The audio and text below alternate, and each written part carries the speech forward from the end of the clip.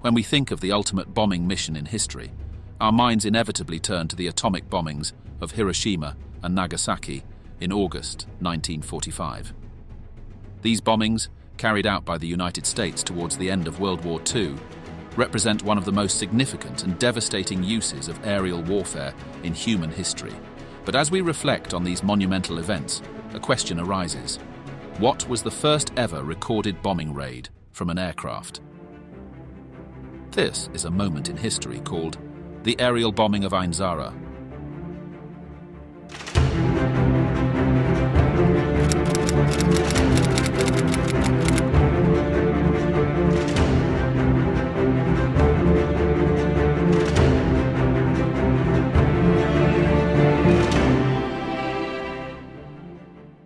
The Italo-Turkish War is often overlooked in the annals of history, being overshadowed by the much larger conflict of World War I, which erupted a few years later.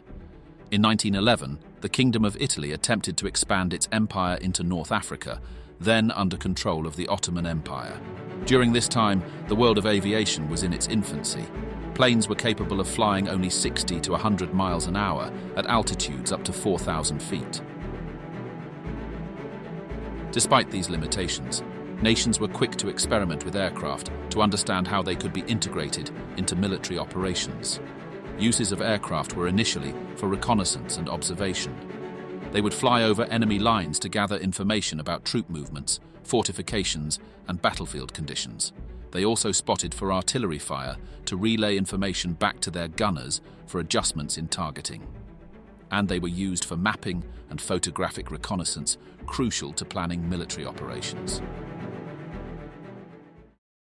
The ambitious and expanding Kingdom of Italy was no different. They employed aircraft against the Turks in their usual roles. However, these roles were about to change.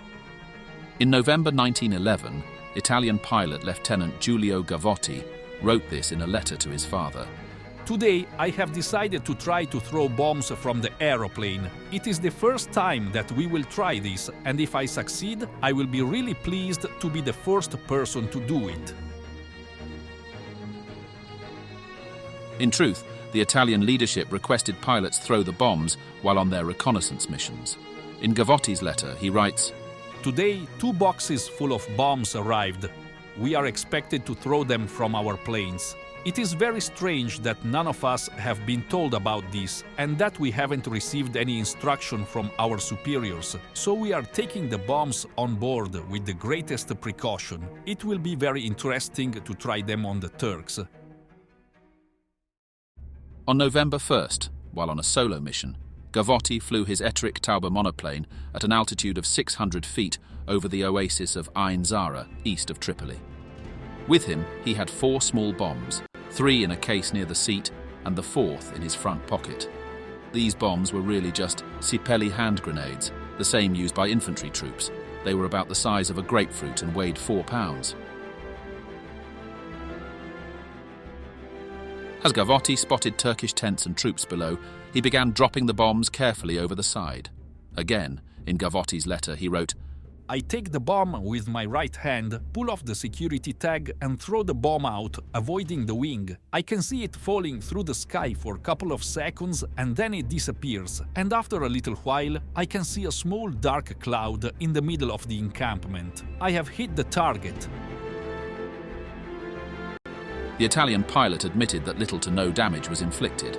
However, the Turks claimed that the bombs hit civilian targets, including a hospital close to the area, and that the attack had caused great loss of life. However, an inquiry after the conflict found that the hospital was hit by an artillery shell, not one of the bombs from Gavotti's plane, and that actually no one was hurt in the hospital. While the first strike from an airplane did not inflict any casualties, the implications of such tactics were clear. Following Gavotti's mission, Italy increased its use of aircraft for bombing and reconnaissance. Soon, the Ottoman Empire lodged an official complaint. The dropping of bombs had been outlawed by the Hague Convention of 1899.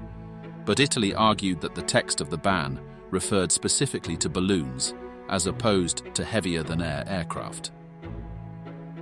Certainly, at the time of the Hague Convention in 1899, which established regulations for wartime conduct, airplanes were still in their developmental phase. It wasn't until 1903 that the Wright brothers achieved their landmark success in powered flight. Consider that just a mere 8 years elapsed from this pioneering achievement in manned aviation to the moment when Gavotti executed his historic bombing run. This first bombing did not escape worldwide attention. The major powers that were later involved in both world wars sent representatives to Italy to analyze the data on the raid. The lessons learned in Libya led to rapid advancements in military aviation. By World War I, aircraft were no longer mere observers. They became integral to warfare strategies, equipped with machine guns and larger bombs, changing the face of war forever. Today, as we look at modern jet fighters and bombers, it's hard to imagine a time when dropping a hand grenade from a monoplane was groundbreaking. Yet, Gavotti's mission in 1911 was a defining moment, setting in motion a century of aerial military innovation. One can't help but wonder if Giulio Gavotti could even conceive that one day we would not be dropping mere hand grenades, but rather dropping a bomb that would wipe out an entire city.